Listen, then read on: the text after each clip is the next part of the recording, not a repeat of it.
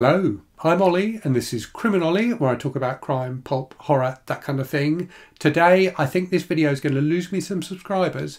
I'm doing the honest booktuber tag.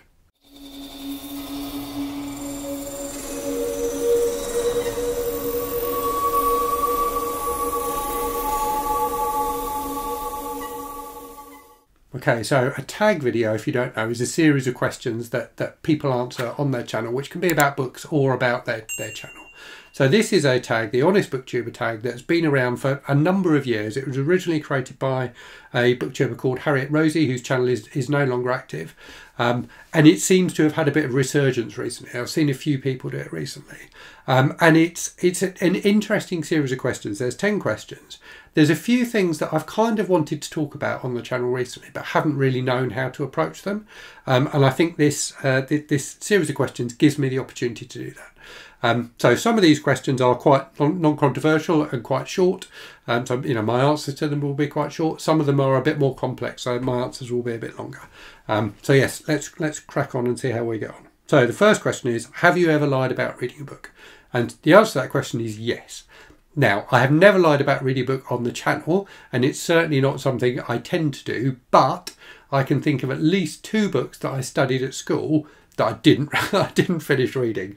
Those were Brighton Rock by Graham Greene and The Scarlet Letter by Nathaniel Hawthorne. Now, The Scarlet Letter, I think I hardly read any of. I just didn't get on with it at all. Brighton Rock, I did read at least some of, and I have subsequently read it as an adult, and I thought it was fantastic. But as a kid, I just didn't get on with it. And I think partly that has, you know, kind of one of the things that has informed my philosophy of reading, I suppose, is read books you enjoy. Don't read books just because people tell you should.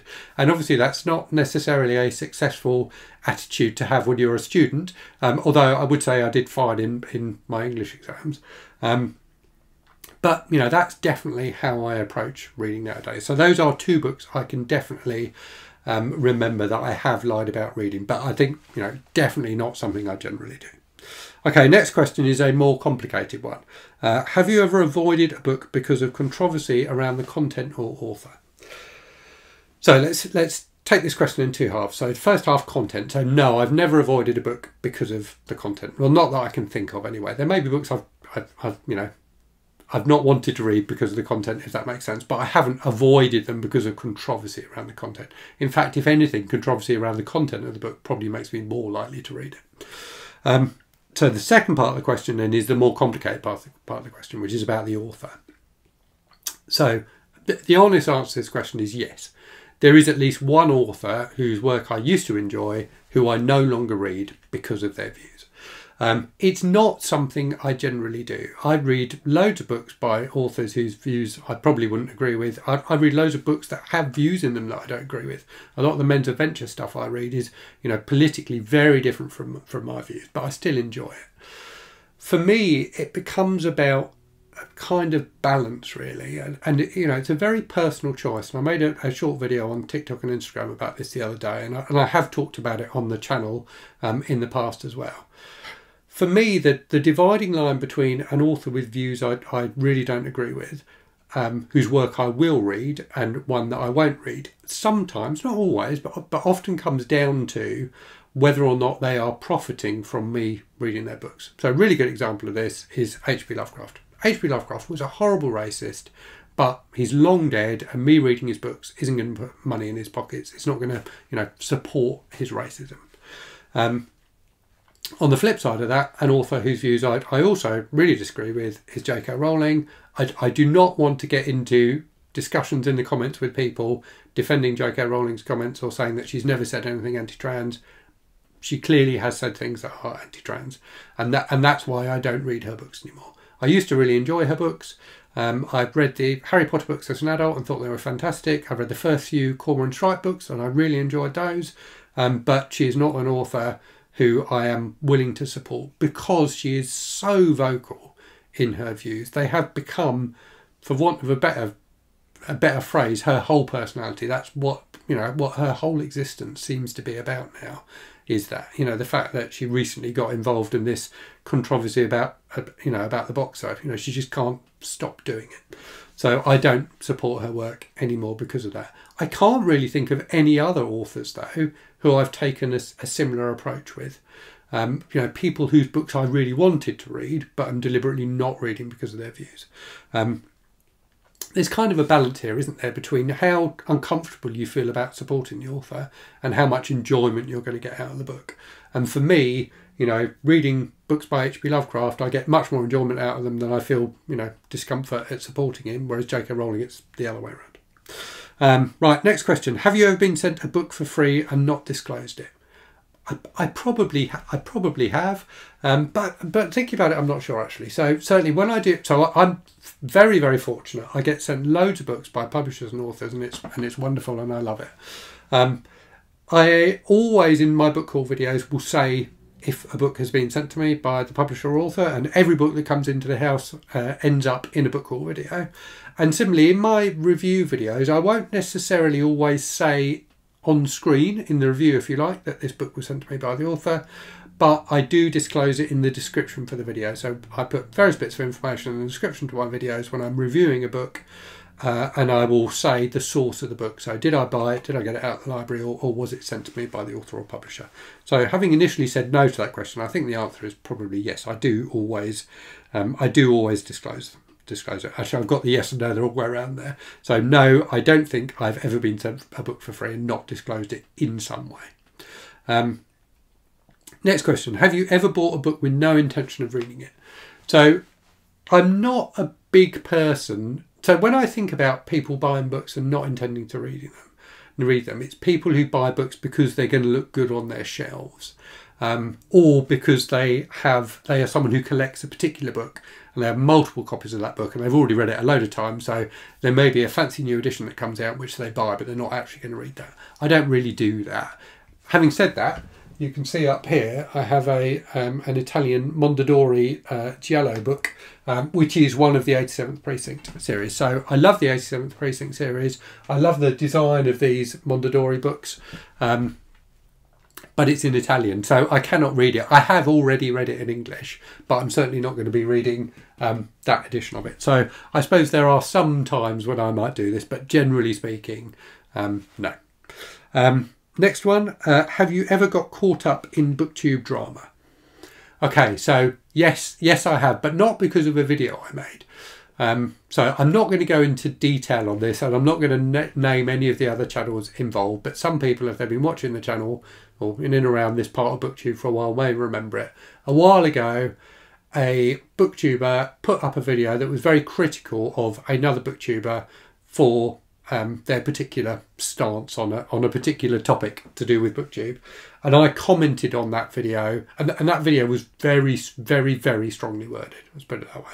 And I commented on that video in a somewhat light-hearted way, which probably wasn't appropriate given how strongly worded that the video was. I agreed with what the person was saying in the video, but I didn't necessarily agree with the way that they said it. Another BookTuber saw my comment and suspended their channel for a period of time. It kind of turned them off BookTube for a bit. So I was very, very sorry that whole thing happened, and yeah, let's not get into it any more than that. Right, next question. This is going to be another one that's going to require a long answer, probably a very long answer. Have you ever had a hate comment and did you respond? So yes, 100%. And I suppose hate comment is a strong, may sound like a strong term. So let me start by defining what I'm going to be talking about in terms of hate comments. So I would say it's either a comment that is like very critical of me personally, so not disagreeing with something I've said, but saying I'm an idiot for saying something that I've said. So yes, it definitely had comments like that. I've had comments criticising my appearance, which I would also deem to be hate comments. Maybe it's a bit strong. I'm not that precious about my appearance, but that's another type of comment I've had. And then I've also had, and this is the type of comment, so I'm not too bothered about people having a pop at me, to be honest with you. I come on here and I talk about stuff, and by doing that I'm opening myself up to people in the comments disagreeing with me. I'm fine with people disagreeing with me. If people go over a certain line, then that's another thing. The other type of hate comment I have had in the comments, and I really don't like, is people who are,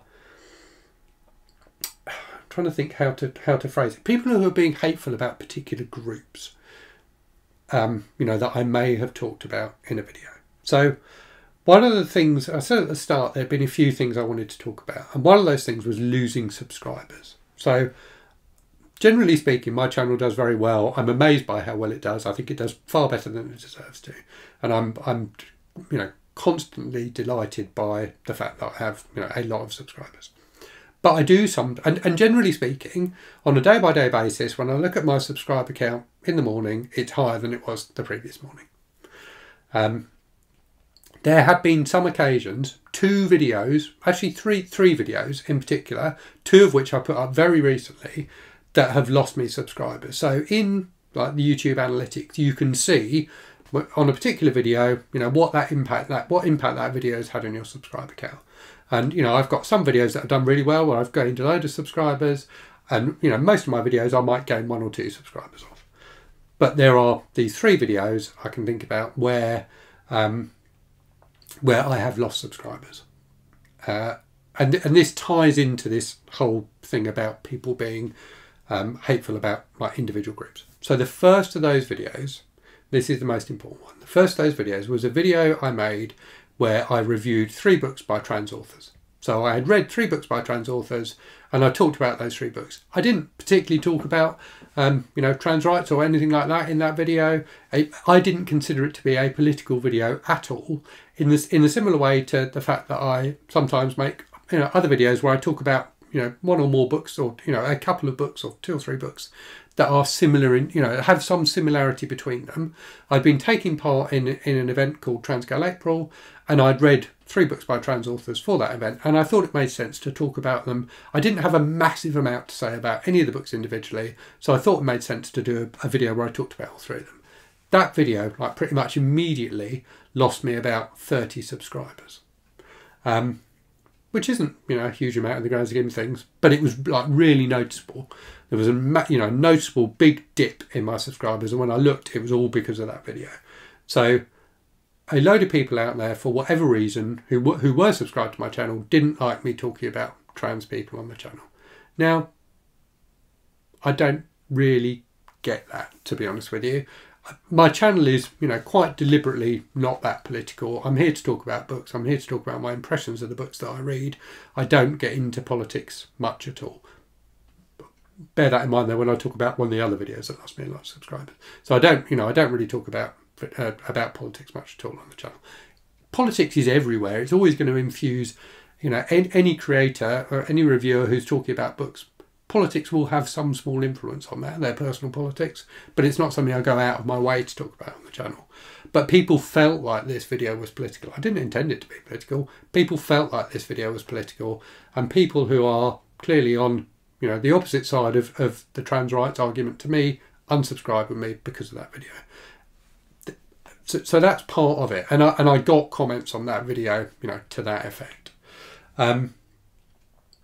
The other video I've done really recently that lost me a load of subscribers was a political video. So probably the first video I put up on the channel that was like openly about politics, and that was a video I made talking about the far-right riots that had occurred in the UK recently, and thankfully seem to have stopped now. So I made a video, you know, denouncing the rioters, basically, which to me, you know, given these people are criminals, given that many of them are now in prison because the wheels of justice have turned very swiftly, felt like a completely reasonable thing to do. And, you know, I've said I don't talk about politics much on the channel. The reason I chose to talk about that issue, and there are loads of issues I could have talked about on the channel. You know, I could have talked about the situation in Gaza on the channel, and I deliberately haven't done that. The reason I chose to talk about that particular, you know, thing, you know, the riots was, it was people were rioting in what they considered to be in defence of like white British values. And as a white British person, I wanted to stand up and say, you know, that's bullshit. You're not rioting in defence of anything I agree with. I don't condone your actions at all. So that's why did choose to make that particular video. That video lost me about 50 subscribers. So a load of people unsubscribed as a result of that. And I don't know, and I suppose I don't know this with the trans video either, if that was because people particularly disagreed with what I was saying, or because people just didn't like me talking about politics generally. But I tend to think that when people say they don't like you talking about politics, what they actually mean is they don't like you talking about those politics. Interestingly, getting back to this, the question of controversy around authors and people not supporting authors, the author who I most commonly get comments on the channel from people saying they no longer support that author because of their politics is not an author you would expect. It's not J.K. Rowling, for example. I don't think anyone's ever commented on one of my videos, so, or maybe they have actually, but certainly they don't do it in bulk. The author, whenever I post a video about this author, I get at least one person commenting that they don't support that author anymore because of their politics. And that author is Stephen King. So I get loads of people on the, you think about people, the narrative about people stopping reading authors or supporting artists or whatever because of their politics is that people on the left do it. People, it's like a woke thing that people on the left do because they're all wokies, yeah? But actually, in terms of comments on my videos, it's people on the right who object to the way Stephen King has talked about the pandemic and the way he talks about Trump, who are, in terms of my commenters, are the people who are most likely to stop supporting an author. So I just want to throw that in. I thought that was interesting. Right, so back to this, back to the actual question I was answering about hate comments. So yeah, so I've had personal comments about me. Fine. I've had people calling me an idiot. I had someone on TikTok yesterday saying I was, what did he call me? A pronoun nutcase, which it wasn't really related to the video that I'd made at all, so I didn't really understand that. So yes, but fair enough. If you want to have a pop at me, fair enough. Don't expect me to respond to you, and I may well block you from commenting on the channel, but fair enough. Disagree with me, that's fine, but don't get personal.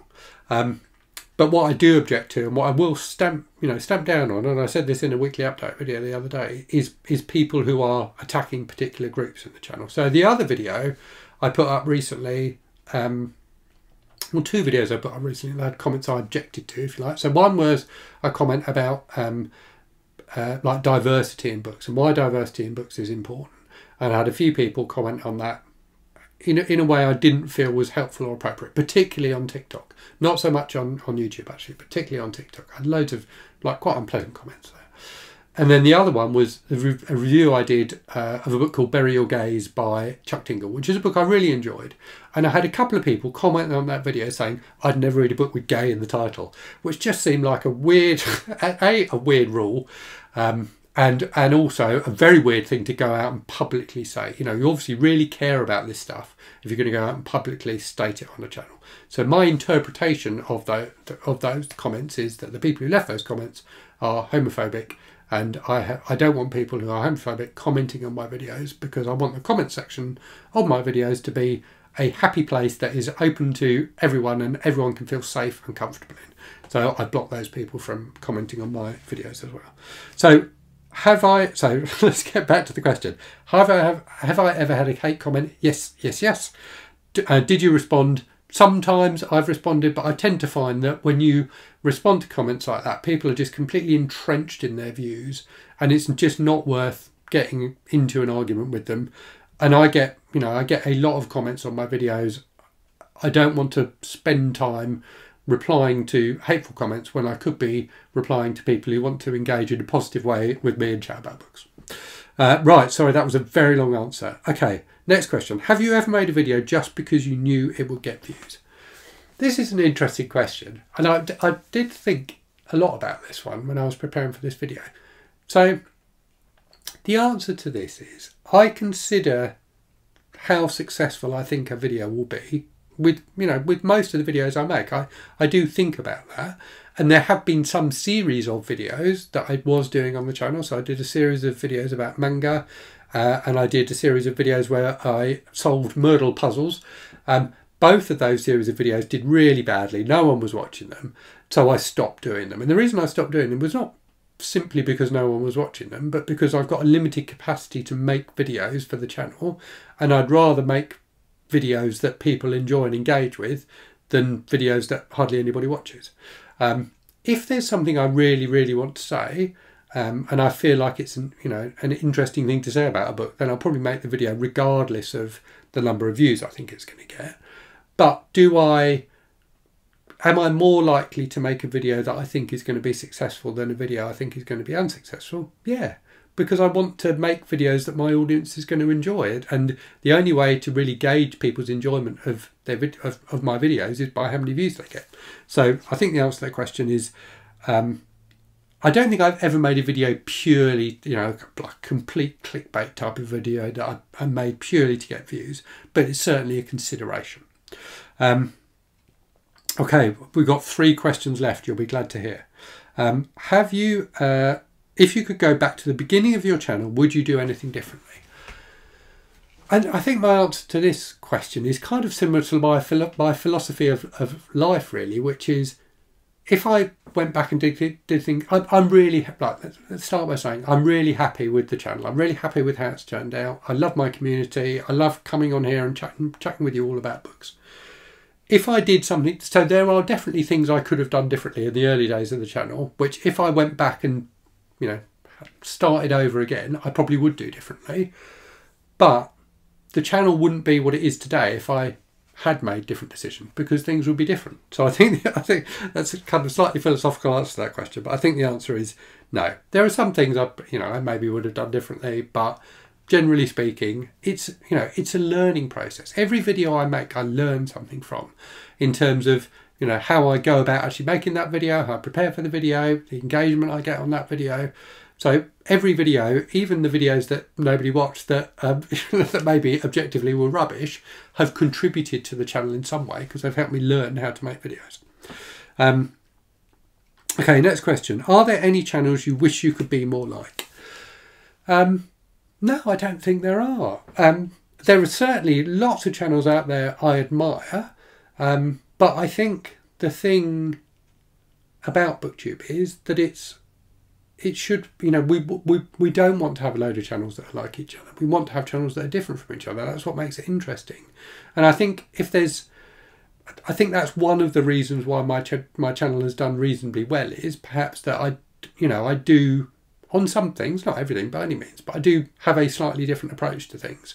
The majority of booktubers are women, so I'm, not unusual, but I'm not average in terms of the fact that I'm a guy.